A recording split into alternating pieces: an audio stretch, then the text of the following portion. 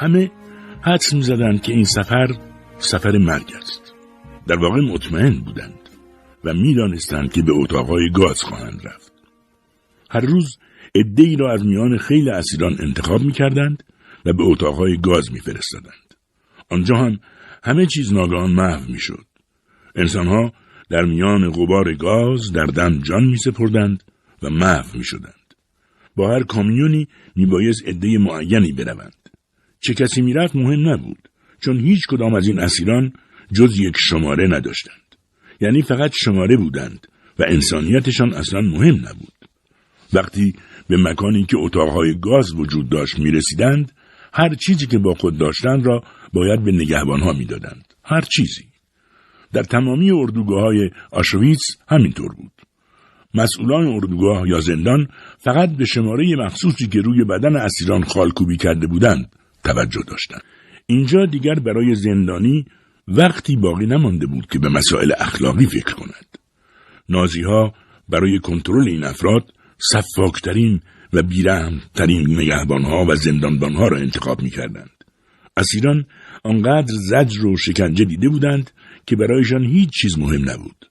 آنها همه ارزش‌های اخلاقی را در کشاکش برای زندگی نوشته‌های متعددی که از مشاهدات و تجربه‌های زندانیان موجود است نشان می‌دهد که 3 مرحله دوره واکنش روحی در زندان پدید می‌آید. یکی در اوایل ورود به زندان، دیگری وقتی زندانی آلوده زندگی روزمره زندان شد و سرانجام دوره رهایی. نشانه مشخص دوره اول عبارت است از شوک و تکان روحی.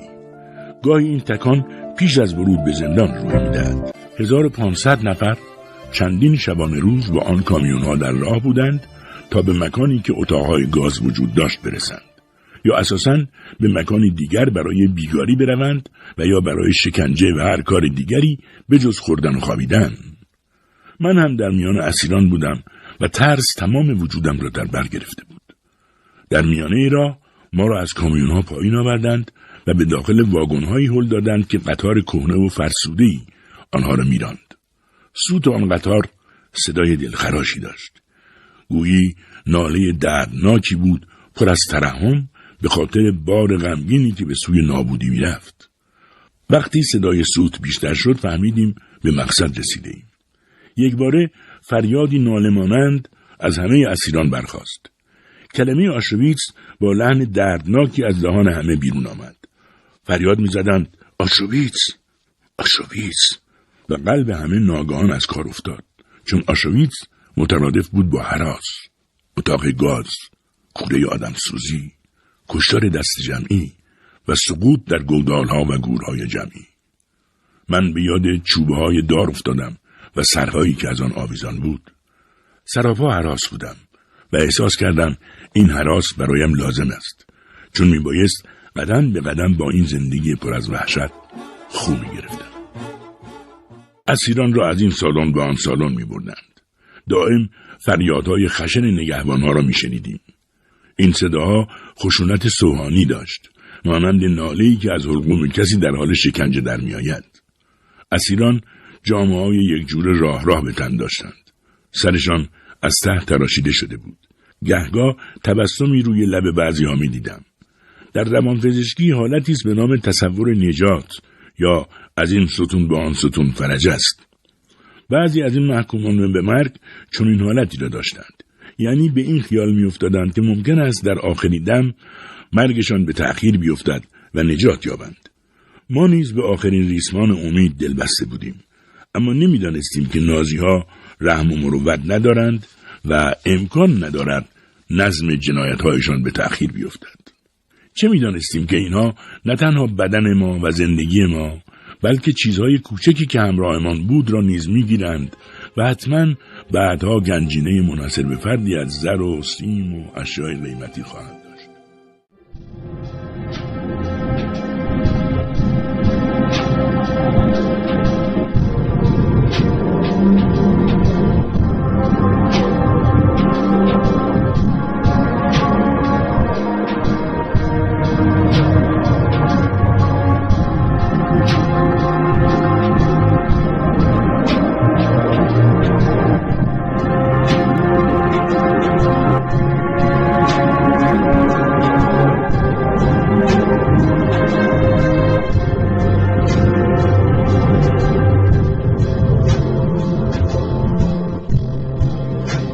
صفی که من تویش بودم حدود 1500 نفر را تشکیل میداد.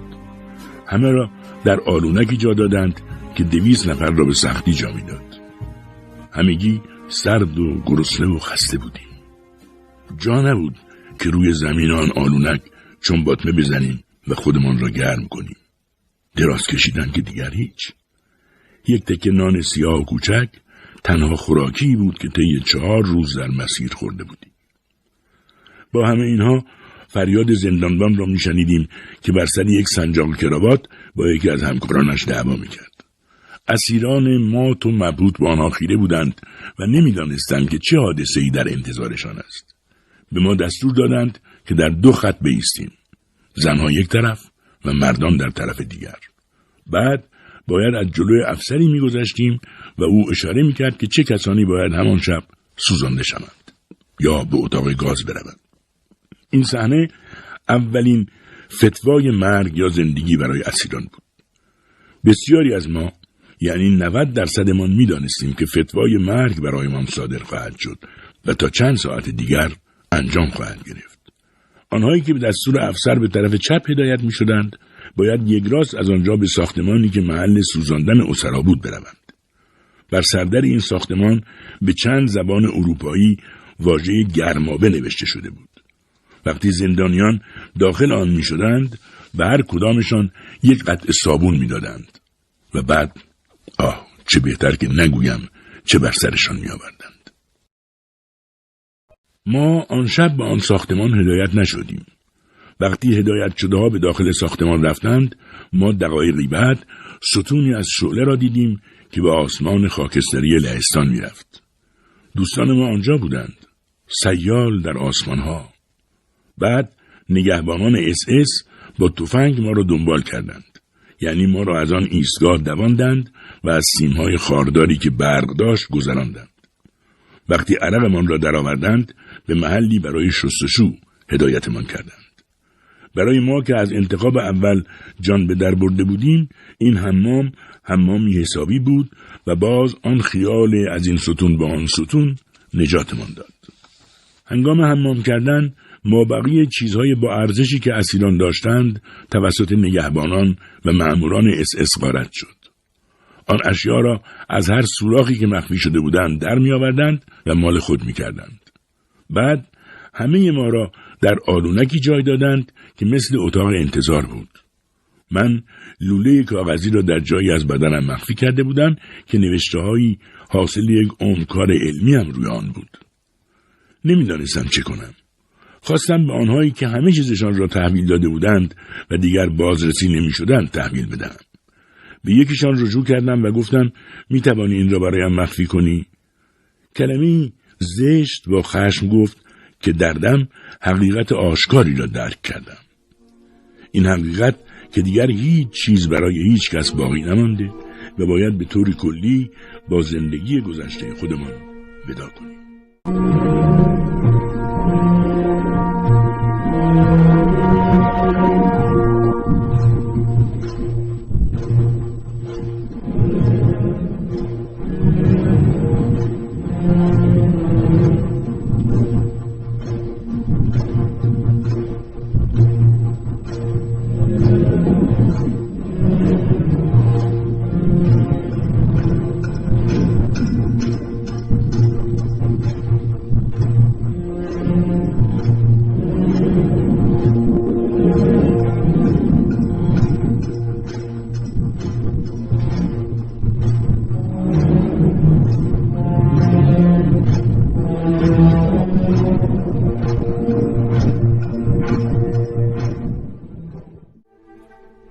وقتی باقی مونده چیزهایمان هم غارت شد، ما را از حمام به سمت اتاق بزرگ دیگری بردند. آنجا بقیه موهای بدنمان را تراشیدند و دیگر کسی چیز اضافه‌ای با خود نداشت. من فقط عینکم مانده بود و یک کمربند که بعداً آن کمربند را با قطع نانی مبادله کردم. درباره کفش‌هایمان هم باید بگویم آنها که کفش‌های خوبی داشتند باید آن را تحویل می‌دادند و کفش‌هایی می‌گرفتند که غالباً به پایشان نمی‌خورد. هر کس که اعتراض میکرد را به اتاق بغلی میبردند و ما تا مدتها صدای ضربه تازیانه و ناله‌هایشان را میشنیدیم. به این ترتیب بسیاری از تصورات و خوشخیالی‌های ما یکی بعد از دیگری از بین میرفت و واهی به نظر میآمد. همه ما دچار یک حالت بی‌آری میشدیم و میدانستیم که کارمان تمام شده است.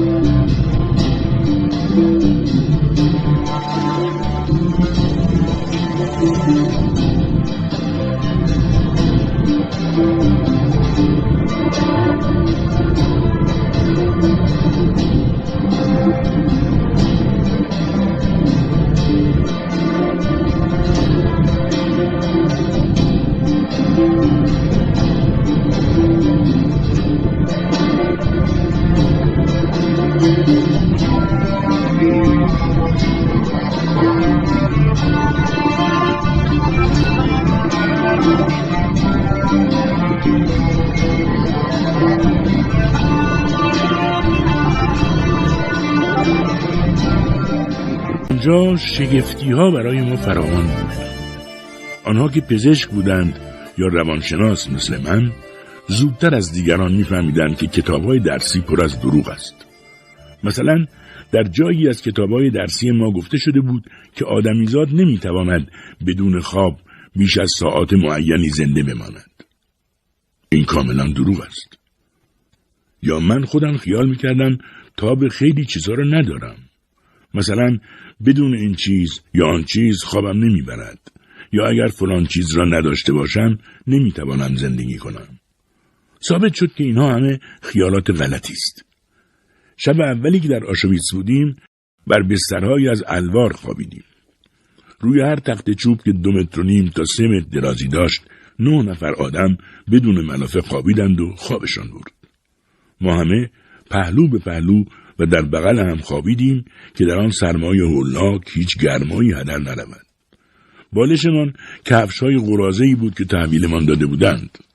اگر این کفش‌های پر از گل و لای و کثافت نبود، مجبور بودیم سرمان را روی بازوی دردناک رنگ برنگ شده خود بگذاریم. اما با وجود همه این مشقت‌ها، همگی خوب خوابیدیم و این فراموشی و آسایش موقتی خود نعمتی برای ما. شگفتی‌های زندان گفتم. اضافه کنم در آنجا چیزهایی دیدم که اگر بیان کنم خواهید دانست ما چقدر سخت جان بودیم که جان سالم به در بردیم. اولا غذایمان بسیار بد، کم و بدون ویتامین بود. مسواک هم نداشتیم که دهانمان را تمیز کنیم، ولی با کمال تعجب می‌دیدیم که لثه‌هایمان از قبل سالم‌تر است. دست‌هایمان از بیگاری‌های سخت پر از زخم و زیل بود، ولی هیچ وقت چرک نکرد. عده‌ای که در خانه خود از کوچکترین صدایی در رنج بودند و خوابشان نمی‌برد، حالا مجبور بودند پهلوی کسی بخوابند که صدای خورخورش تا چند متری شنیده می‌شد. با وجود این راحت و آسوده خوابشان می‌برد. اینها شگفتی نیست؟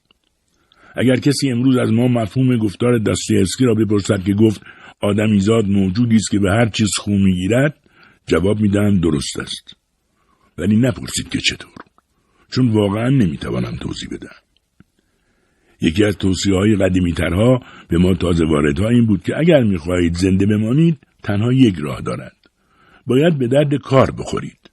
مثلا اگر کف پایتان تاول زد، سعی نکنید موقع راه رفتن بلنگید، چون تا افسر SS شما را در آن حال ببیند فوری از صف جدا می‌کند و به اتاق گاز می‌فرستد. لیسینگ گفته زیبایی دارد. میگوید حوادث و اتفاقاتی باعث می شود که شما عقل خودتان را گم کنید، وگرنه اصلا عقلی ندارید که گم کنید. به نظر من واکنش غیر طبیعی در برابر وضعی غیر طبیعی رفتاری کاملا طبیعی است. حتی ما روانپزشکان هم انتظار داریم واکنش فرد در برابر یک امر غیر طبیعی مانند فرستادن به تیمارستان و یا آسایشگاه بیماران روانی رفتاری غیر طبیعی باشد. هر قدر هم فرد سالمتر باشد، شدت غیر طبیعی بودن این واکنش بیشتر است. واکنش انسان در برابر اسارت نیز از نظر روحی واکنشی غیر طبیعی است. اما اگر به حقیقت نگاه کنیم طبیعی به نظر می آید، چون واکنشی است عادی در برابر وضع موجود. اینطور واکنش‌های ما هم بعد از چند روز تغییر کرد. یعنی زندانی از مرحله اول به مرحله دوم رسید.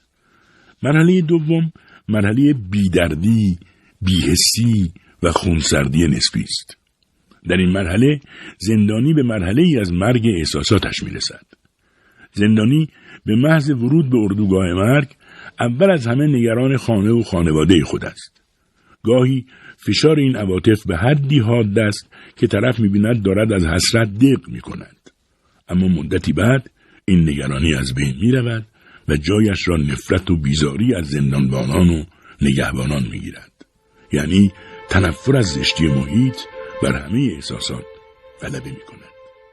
نازی‌ها به اکثر زندانیان جامه‌هایی داده بودند پاره پاره که مترسک سر خرمن در برابر آن بسیار برازنده جلوه می‌کرد. میان سلول‌ها پر از کثافت بود و هرچه آدم بیشتر آنها را تمیز می‌کرد، بیشتر با کثافت تماس پیدا می‌کرد. تازه واردها را وادار می‌کردند که مستراها را پاک کنند. اگر کسی مریض می‌شد، فاتحه‌اش خوانده بود. وقتی کسی در صف زمین می‌خورد، کارش ساخته بود. آدم فریادی می‌شنید و می‌دید که رفیقش را دارند کشان می‌برند. چرا؟ چون تب شدیدی داشت و نمی‌توانست راه برود. او را تنبیه می‌کردند که چرا ناخوش است، چرا نمی‌تواند راه برود و کار کند. من مدتی در درمانگاه اردوگاه کار می‌کردم.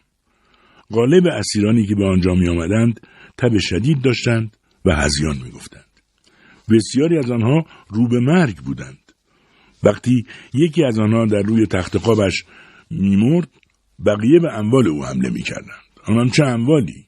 مثلا یک تکه نخ که به انگشت او بسته شده بود، یا یک تکه از سیب زمینیش که نیم خورده باقی مانده بود. فکرش رو بکنید. خونسردی، بی‌تفاوتی و رها شدن از هرچه عاطفه و احساس علائمی بود که در مرحله دیگر از زندانی شدن در اسیران پدیدار می‌شد. آنها در برابر آزارها و تازیانه‌های مأموران هیتلر به طور کامل از نظر حسی کرخت می‌شدند. هر انگیزه‌ای و هر کار کوچکی از جانب زندانی‌ها باعث تازیانه زدن می‌شد. یک بار مردی پشت سر من کمی کج ایستاده بود. نگهبان SS چنان شلاقی به او زد که بیچاره نقش زمین شد. 2 ضربه هم به سر من خورد و دردم آمد. در این قبیل موارد درد بدنی نیست، روحی است، از بی‌عدالتی است. عذابی است که به علت ظلم و بیدادگری در انسان پدید می‌آید. عجیب اینجاست که آن ضربه‌هایی که نشانه‌ای نمی‌گذارند گاهی تأثیری سوزان‌تر از ضربه‌هایی دارد که نشانی به جا می‌گذارند. یکی از زندانیان نقصی مادرزادی داشت. با وجود این نقص همچنان کار می‌کرد، چون اگر می‌فهمیدند که اون نقص دارد باید بلافاصله به کوره‌های آدمسوزی سپرده می‌شد. یک روز من دیدم بیچاره دارد یک عالم الوار را در آن راه لیز و یخزده به دوش می‌کشد. لنگان میرفت و نزدیک بود سقوط کند. من بی اختیار به کمک او دویدم. اما فوراً تازیانه محکم به پشتم خورد و دستور رسید که به جای خود برگردم. یک بار دیگر در سرمایی در حد منهای 20 درجه در جنگل مشغول زمین کندن بودیم. میخواستن آنجا لوله آب کار بگذارند. زمین یخزده و بسیار سفت بود. من هم آن روز از لحاظ جسمی بسیار ناتوان بودم. از کار کردن توی درمانگاه معافم کرده بودند و فرستاده بودند بیگاری. به هر حال مشغول کار و کندن زمین بودم که سرکارگری خودفروخته از راه رسید. گونه‌های سرخ و اوضاع سر صورتش آدم را به یاد خوک میانداخت. خودش را حسابی پوشانده بود مبادا سرما بخورد. او برای نازی‌ها جاسوسی هم میکرد و هوایش را داشتند. شده بود سرکارگر. وقتی به من رسید مدتی نگاهم کرد. حس کردم میخواهد بلایی سرم بیاورد، چون هنوز نتوانسته بودم مقداری را که خواسته بودند بکنم. سرم داد زد: خوک کثیف، فکر نکن حواسم نیست. یادت میدم چطوری زمینو بکنی. چرا انقدر کم کندی؟ تو باید با دندونات زمینو بکنی تا مثل حیوان جون بدی. چرا درست کار نمی کنی؟ قبلا چی کاره بودی؟ راست ایستادم، به چشمش نگاه کردم و گفتم پزشک بودم. روانشناس. گفت حتما خیلی پول در آوردی نه؟ نه، من برای افراد بی‌بضاعت کار میکردم، مجانی. خودش را انداخت رویم و دیوانه‌وار شروع کرد به زدن و حرفای ناجور گفتن. خون به سرم دویده بود، چون دیدم که برای هیچ دارم توهین میشنوم. مثل همه زندانی ها من هم دچار ورم پا شده بودم. پاهایم انقدر متورم بود و پوست آن انقدر کشیده شده بود که زانوهایم به سختی تا میشد. مجبور بودم بند کفشم را باز بگذارم که پایم در کفش برود. اگر جوراب کلفت برای محافظت از سرما می پوشیدم، در کفش جایی برای پا باقی نمی ماند. این پاهای نیمه برهنه همیشه خیس بود و کفشهایم هم همیشه پر از برف. هر قدمی که برمی داشتم با درد همراه بود. وقتی در راههای پر از برف می رفتیم، کفشمان یخ می زد و دائم سر می خوردیم. هر وقت کسی سر می خورد، آنهایی که دنبالش بودند می لغزیدند و همه روی هم می افتادند. آن وقت ستون توقف می کرد و خشم مأموران نازی شدت می گرفت. با ته تفنگشان آنقدر اسیران را می زدند تا همه از جا بلند شوند و راه بیفتند. وقتی شامگاه به اردوگاه برمی گشتیم، همه به هم می گفتیم چه خوب شد که یک روز دیگر هم گذشت.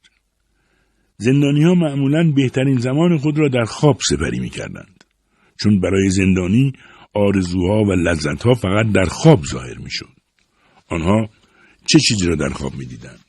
نان، شیرینی، سیگار، حمام، زن و بچه و از این چیزهای اصلی زندگی که حالا از آنها محروم شده بودند. این امیال ساده در بیداری برآورده نمی شد. پس آرزوی همه زندانی ها این بود که آنها را در خواب ببینند. وقتی زندانی از خواب برمیخواست و خود را در شکنجهگاه نازی ها می دید، ناگهان دچار کابوس می شد و فریاد می زد. من یادم نمی رود که شبی از فریاد بغل دستی هم از خواب بیدار شدم. بیچاره گرفتار کابوس شده بود. گویا خوابهای شیرینی دیده بود. ولی وقتی فهمید که همه‌اش خواب بوده، دیوانه شده بود. آنها به علت کم غذایی شدید دچار یک نوع حسرت دیوانه کننده شده بودند. موقع کار و بیگاری دائم از هم میپرسیدند که چه خوراکی دوست دارند و چه غذایی را بیشتر از همه آرزو میکنند. این صحبتها تا وقتی جریان داشت که نگهبانی در اطرافشان نبود. به محض آن که صدای پای نگهبان را میشنیدند، سکوت میکردند و به کار مشغول میشدند. من خودم همیشه صحبت درباره غذا و خوراک را مضر میدانستم. واقعا اشتباه نیست که بدن را با این حرفا و تصاویر خوشایند تحریک کنیم و بعداً مجبور باشیم که جیره غذایی زندان را به او بدهیم. آنجا جیره غذایی ما عبارت بود از شوربایی که بسیار آبکی بود و روزی یک بار میدادند. قطعه کوچکی نان هم همراهش بود. گاهی هم در حدود 20 گرم کالباس بسیار بد با یک تکه پنیر میدادند یا کمی عسل آبکی. وقتی مدتی گذشت، از بی‌غذایی یا کم غذایی چربی‌های زیر پوست ما آب شد. مانند اسکلتی شده بودیم که در کهنه پیچیده باشند. می‌دیدیم که داریم حسابی تحلیل می‌رویم. بدنمان دیگر هیچ گونه مقاومتی نداشت. اعضای کوچکمان یکی بعد از دیگری می‌مردند.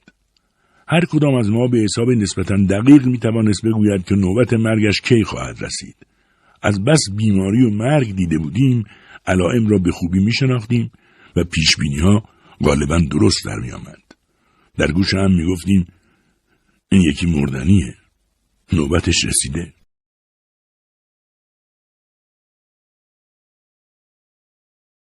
زندانی این نان را مدت‌ها با انگشت‌های یخ‌زده‌اش لمس می‌کرد و فقط گاهی تکه‌ای از آن می‌کند و به دهان می‌گذاشت، چون با خود عهد بسته بود که تا غروب آن را نگه دارد. ما مدت‌ها بحث می‌کردیم که چگونه می‌شود از خوردن این گردنانی که فقط روزی یک بار می‌دادند لذت برد. درباره این موضوع بین زندانی‌هایی که کمی درس خوانده بودند 2 مکتب فکری وجود داشت. یک عده معتقد بودند باید فوراً این نان را خورد، چون اقلاً روزی یک بار هم شده درد شدید گرسنگی برای مدتی ساکت می‌شود. علاوه بر آن وقتی آن نان را بخوریم دیگر نه گم خواهد شد و نه کسی می‌تواند آن را بدزدد. دسته دیگر اعتقاد داشتند که این گردنان را باید لقمه لقمه و به تدریج خورد و از آن لذت برد. چون آنجا لذت دیگری وجود نداشت. من جزو دسته اخیر بودم و نانم را تکه تکه و به تدریج می‌خوردم و لذت می‌بردم. وقتی از خواب لذت بخش و رویاهای آن با صدای سوت کرکننده خوابگاه برمیخواستیم، شروع می‌کردیم به ور رفتن با کفش‌های تری که به پاهای باد کرده و زخمیمان نمی‌رفت. فریادهای دردناک زندانی‌ها را می‌شنیدیم و صدای تازیانه نگهبان‌ها را که آنها را وادار به حرکت می‌کردند. پیرمردی را می‌دیدیم که زار زار گریه می‌کند و می‌گوید کفش به پایش نمی‌رود، اما جوابش شلاق بود.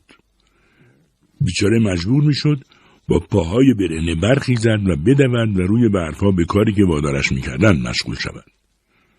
من همیشه بعد از کار روزانه در روی تخت خواب به فکر نوشتن بودم. کاغذهایی پیدا کرده بودم و سعی می‌کردم وقایع زندان را بنویسم و آنها را تجزیه و تحلیل کنم. گرچه اینها غالباً ساختمان بدنی لاغر و ضعیفی داشتند، کمتر به وجود اصلی و درونی آنها زیان می‌رسید. آنها می‌توانستند از محیط وحشتزای زندگی در زندان به درون دنیای غنی افکار و خیالات خود پناه ببرند. شاید به همین دلیل بود که بعضی از زندانی‌های ضعیف و جثه بهتر از زندانی‌های فربه و گوشتالود دوران سخت زندان را تحمل کردند. آدم‌های امثال من در حین کارهای سخت و تحمل ناپذیر اردوگاه و در همان حال که شلاق نازی‌ها بالای سرشان بود، به خیالات خود پناه می‌بردند و از واقعیت‌های شکنجه‌آور آنجا رها می‌شدند. ما هزارها متر راه را افتان و خیزان می‌رفتیم در حالی که سرما بیداد می‌کرد، اما هیچ کدام حرفی نمی‌زدیم و گلایه‌ای نمی‌کردیم. فکر من در آن لحظه‌ها به تصویر خیالی همسرم بسته بود. در حقیقت او را می‌دیدم، با او حرف می‌زدم و او جوابم را می‌داد. می‌دیدم که لبخند می‌زند و امید می‌دهد. به حقیقت یا مجاز، به هر حال چهره او چیزی بود که مرا در آن لحظه‌ها از عذاب و شکنجه رها می‌کرد. من در آن لحظه‌ها این حقیقت را دریافتم که عشق هدف غایی زندگی است. عشق بزرگترین نجات دهنده است که انسان می‌تواند داشته باشد. در آن لحظه‌های سخت در میافتم که اگر همه چیز را از انسان بگیرند، باز هم حتی اگر یک دم باشد میتواند خوشبخت بماند. یعنی به محبوب خود بیاندیشد. در بیچارگی شدید وقتی مرد نمیتواند هیچ کار مثبتی انجام دهد و وقتی تنها کار شایسته این است که رنجهای خود را شرافتمندانه تحمل کند، در چنین حالتی میتواند با تصویر عاشقانه‌ای که از محبوب در ضمیر دارد خود را راضی و شاد نگه دارد. مأموران نازی ما را همچنان با داد و فریاد به کارهای شاق وامی داشتند. اما من همچنان در خیال همسرم بودم.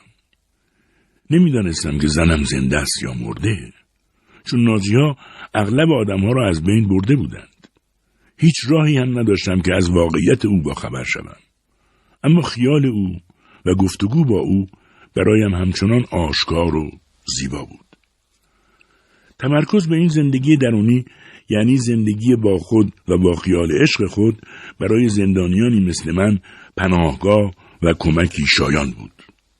این تمرکز ما را اندکی از وضع موجود رها می‌کرد و آرامش می‌داد. من در فکرم، بله فقط در فکرم، دست همسرم را می‌گرفتم، با او سوار اتوبوس می‌شدم، در خانه را باز می‌کردیم، داخل می‌شدیم و غذا می‌خوردیم. من به تلفن جواب می‌دادم و همسرم برایم میوه می‌آورد. افکارم در اردوگاه غالباً به همین چیزهای جزئی می‌اندیشید و حتی گاهی مرا به گریه می‌انداخت. اگر بودن چیزی به عنوان هنر در زندان شگفت‌آور باشد، شوخی و مزاح، گویی که به ندرت صورت می‌گرفت، خیلی بیشتر از آن شگفت‌آور است. شوخی یکی از اسلحه‌های روح است برای حفظ نفس. به خوبی پیداست که شوخی بیش از هر چیز دیگری رهایی انسان را حتی اگر کوتاه مدت باشد تضمین خواهد کرد. یعنی او را وامی دارد که بر هر وضعی چیره شود. به یکی از زندانی‌ها یاد داده بودم شوخی کند تا از عذاب بیگاری رها شود. شوخی از نظر روانشناسی امری مهم و شناخته شده است. برای اینکه مطلب واضح شود باید گفت که رنج انسانی رفتاری شبیه به رفتار گاز دارد. اگر مقدار معینی گاز را با تلمبه وارد اتاقی کنیم، همه اتاق را یک نواخت پر خواهد کرد. ربطی هم به بزرگی و کوچکی اتاق ندارد. رنج و ماتم نیز چه بزرگ و چه کوچک به همان طریق جان انسان را در بر خواهد گرفت. برعکس، یک حادثه کوچک مثبت گاهی میتواند روح انسان را پر از شادی کند. چیزهای کوچک و بی اهمیت گاهی به ما خوشی بی حدی میدهد. مثلا خوش بودیم که پیش از رفتن به بستر وقت شپشکشی داریم. این کار خودش لذتی نداشت، چون ناچار بودیم در آن سرما در آلونکی که یخ از سقفش آویزان بود با لباس خیلی کم بخوابیم. اما تا وقتی که آژیر نزده و چراغ‌ها را خاموش نکرده بودند، خوش بودیم که شپش‌ها را بگیریم و بکشیم. چون اگر این کار را نمی کردیم، مگر می شد از خارج تن خوابید. این خوشی‌های کوچک زندان به همه ما یک نوع شادی منفی می داد. آنم به طور نسبی. خوشی حقیقی و مثبت بسیار نادر و کم بود. یادم هست که من ترازنامه‌ای درست کرده بودم و خوشی‌های کوچک را در آن یادداشت می‌کردم. وقتی آن را بررسی کردم، دیدم در عرض 2 هفته فقط 2 خوشی ناچیز داشتم. یکی از آنها این بود که آشپز به جای 1 ملاقه شوربا برایم 2 ملاقه ریخت. من شاد بودم که می‌توانم کمی از آن را به دیگری بدهم. اما داوری این که چرا برای من پارتی بازی کرد با من نیست. شاید چون من دکتر بودم این کار را کرد. ولی کسی نمیتواند مرا ملامت کند که چرا گرفتم. تنها کسی میتواند چنین قضاوتی بکند که ابتدا با کمال صداقت از خود بپرسد که تحت چنین شرایطی آیا خود او جز این میکرد؟ شادی دیگرم آن روز بود که میخواستند مرا به بیگاری ببرند، اما ناگهان سرپزشک اردوگاه آمد و با عجله از مأموران SS خواست که دست از سر من بردارند، چون در درمانگاه به وجود من نیاز دارند. من برخلاف نگاه‌های خشن بعضی از اسیران که خودشان از چنین سعادتی محروم بودند، قبول کردم بروم. البته در آن درمانگاه تعداد زیادی بیماران تیفوسی بستری بودند که اسیر نبودند، بلکه از نیروهای خود نازی‌ها بودند. من مطمئن بودم که اگر در آن درمانگاه زیاد بمانم، بر اثر تیفوس خواهم مرد. اما فکر کردم که اگر اینجا باید مرد، بهتر است به عنوان یک پزشک بمیرم و لااقل عده‌ای را از مرگ نجات دهم. اینطور مردن بهتر از مردن در حال بیگاری بود. برای من این مسئله حساب 2 تا 4 بود، نه فداکاری. در محیطی که ارزش انسانی معنایی نداشت و در محیطی که اراده را از آدمیزاد سلب کرده بودند و او را چیزی برای از بین رفتن ساخته بودند، در چنین محیطی ضمیر انسان همه ارزش‌های اخلاقی را از دست می‌دهد.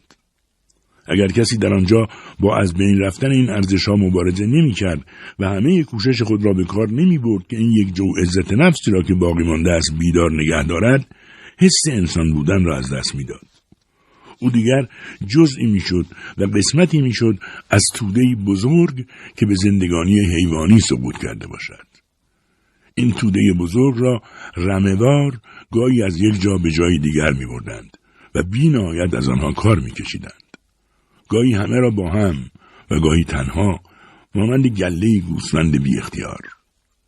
عده‌ای معدود ولی خطرناک هم از دور و از همه طرف مواظب این رمه بودند. عده‌ای که همه فنون آزار رسانی را می‌دانستند. آنها دائم این رمه را حرکت می‌دادند، به جلو، به عقب و با فریاد و مشت و لگد. ما گوسفندان در آن لحظه‌ها فقط به 2 چیز می‌اندیشیدیم: اینکه چگونه از چنگال این سگان آهار رها شویم و دیگر اینکه اگر رها نشدیم چگونه نان بخور و نمیری گیر بیاوریم. ما مانند گوسفندانی که معمولاً در وسط رمه می‌روند، سعی داشتیم همیشه وسط اسیرها راه برویم. معمولاً در وسط از مشت و لگد نگهبان‌ها که در 2 طرف و جلو و عقب صف بودند در امان بودیم. یعنی برای زنده ماندن لازم بود که خود را در جمعیت حل کنیم. این کار را دانسته یا نادانسته انجام میدادیم. این قانون نانوشته ولی لازم الاجرای اردوگاه بود که بقای انسان را تضمین میکرد. باید زیاد به چشم نمی آمدیم و زیاد جلب توجه نمی کردیم، وگرنه کارمان با افسران SS به شلاق و شکنجه می کشید. زندانی گاهی آرزو دارد تنها باشد، با خودش و فکرهایش به سر ببرد و در خیالاتش غرق شود. من اینطور بودم. گاهی آن زمان که در درمانگاه کار می‌کردم 50 بیمار تیفوسی را رها می‌کردم و به گوشه‌ای بیرون از درمانگاه پناه می‌بردم تا در خیالاتم غرق شوم. بیرون از درمانگاه جسدهایی را ریخته بودند و بوی گندشان همه جا را برداشته بود، ولی من در افکارم غرق می‌شدم و هیچ چیز را احساس نمی‌کردم. مشتاقانه به عالم رویا فرو می‌رفتم و خوش بودم. افکارم به محل زندگی و خانواده‌ام می‌رفت، اما چیزی نمی‌گذشت که صدایم می‌زدند که بیماری دارد می‌میرد. سریع به بالینش می‌رفتم و 1-2 تا قرص به او می‌دادم. با اینکه از حمله تیفوس خودم هم سخت مزار و ضعیف شده بودم، به چند بیمار دیگر سر می‌زدم، داروهایی تجویز می‌کردم و بعد به خلوتم برمیگشتم.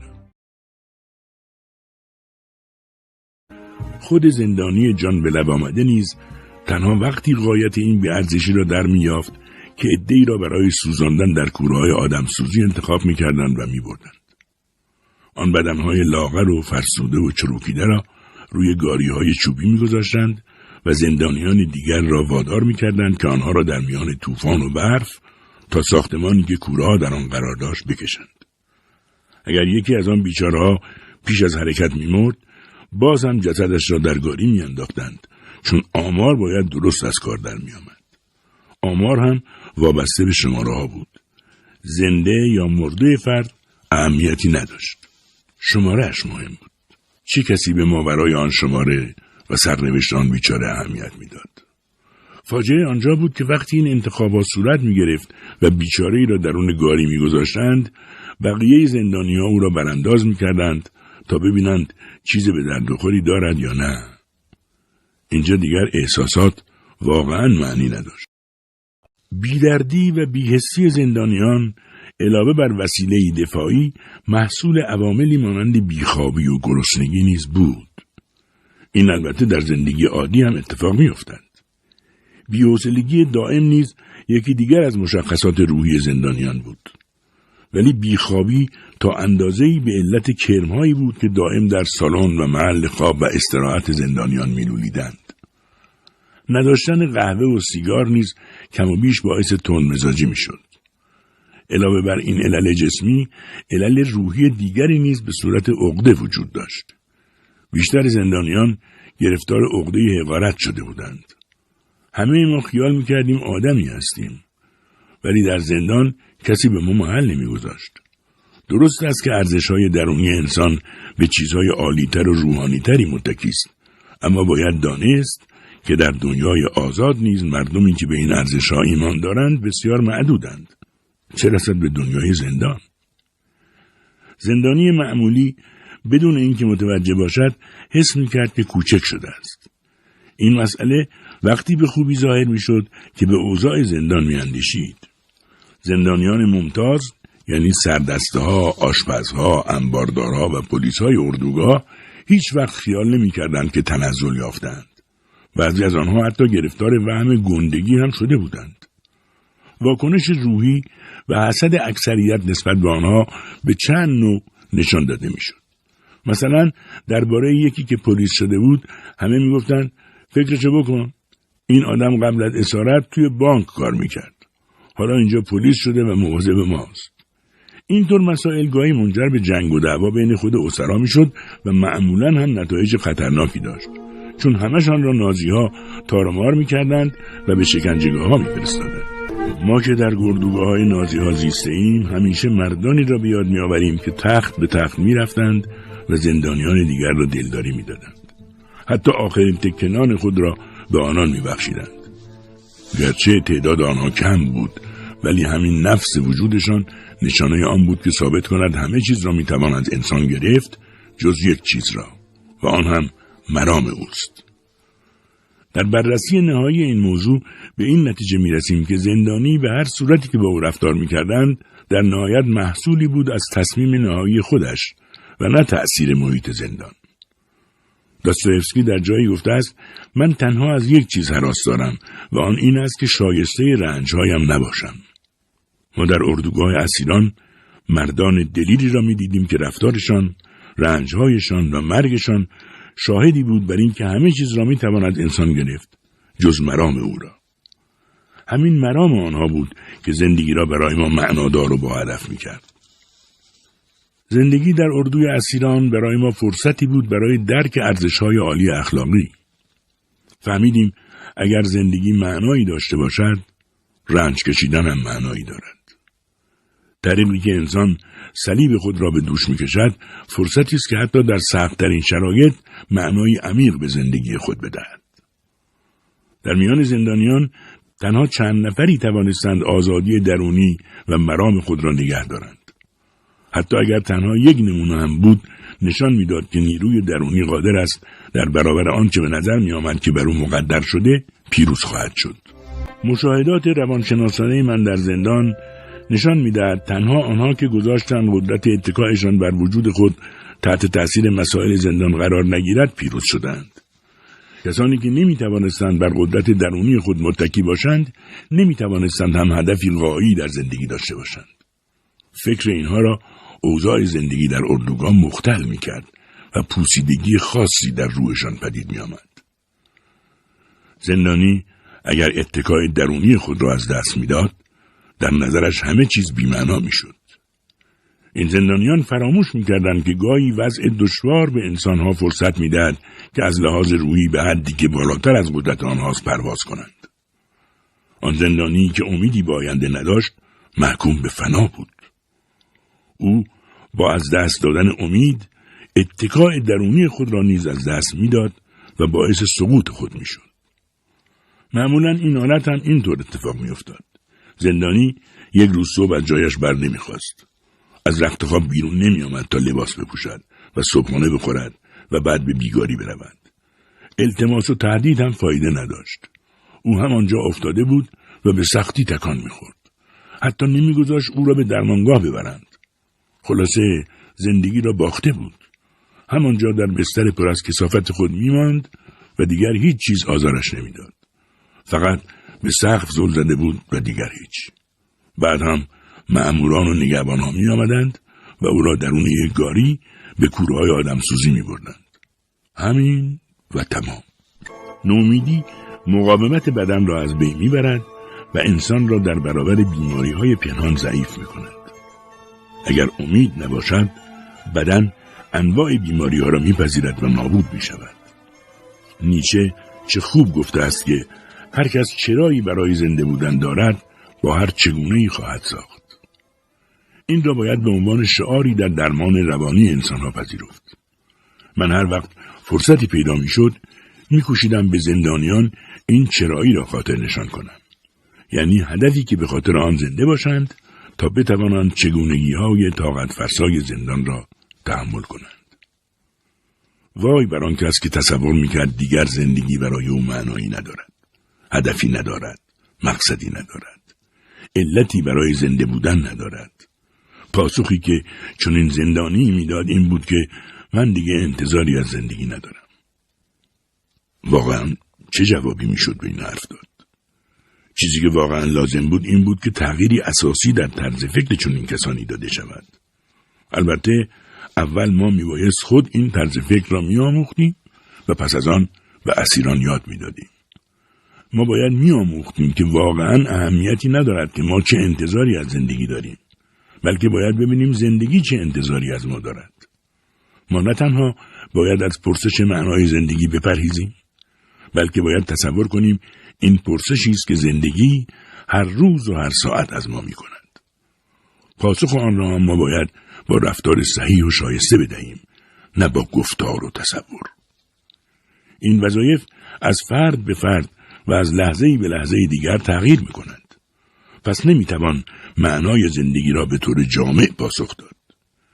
کسی که به مسئولیت خود در برابر کسی یا کاری که به انتظار او واقف شد، چرای زندگی خود را درک کرده و خواهد توانست با هر چگونه‌ای بسازد. انسان گاهی لازم است که سرنوشت را بپذیرد و بار رنج خود را تنها به دوش بکشد. اگر فردی دانست که رنج کشیدن سرنوشت اوست، باید آن را چون وظیفه‌ای بپذیرد. برای ما زندانی‌های زمان جنگ این افکار دور از حقیقت نبود، چون توانست ما را از نومیدی و دلشکستگی نجات دهد. حتی در آن ایامی که تصور نمی‌رفت بتوانیم جان سالم از